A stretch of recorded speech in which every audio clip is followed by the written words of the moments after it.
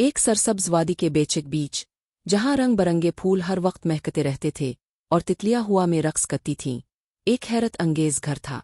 ये कोई आम घर नहीं था, बल्कि एक ड्रीम हाउस था, ऐसा घर जो सिर्फ ख्वाबों में नजर आता था। ये घर शीशे जैसी चमकती दीवारों से बना हुआ था, जिन पर सूरज की रोशनी पड़ते ही कौस और कज़ा के रंग बखर जाते थे। छत नरम बादलों से बनी थी और इसके गिर्द सुनहरी रोशनी में नहाए हुए दरख्त खड़े थे। इस घर में परियां रहती थीं। उन परियों में सबसे प्यारी परी का नाम नूर था।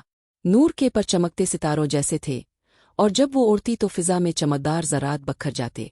नूर का दिल बहुत नर्म था और वो हर उदास दिल को खुशी देना चाहती थी।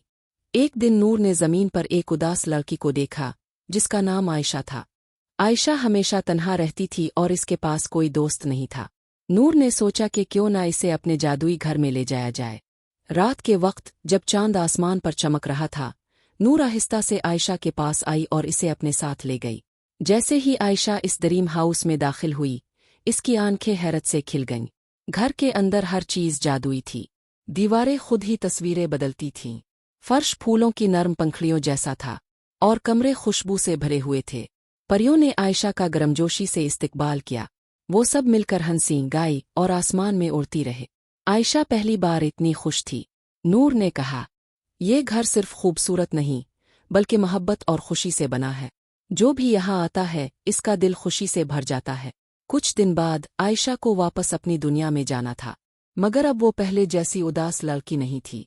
इसके दिल में खुशी, हिम्मत और उम्मीद थी। वो जब भी आंखें बंद करती, इसे वो जादुई घर और परियां याद आती और वो मुस्कुरा देती। सबक: हकीकी खूबसूरती जादुई जगहों में नहीं, बल्कि मोहब्बत, दोस्ती और उम्मीद में होती है। अगर दिल खुश हो तो हर जगह एक ड्रीम हाउस बन सकती है।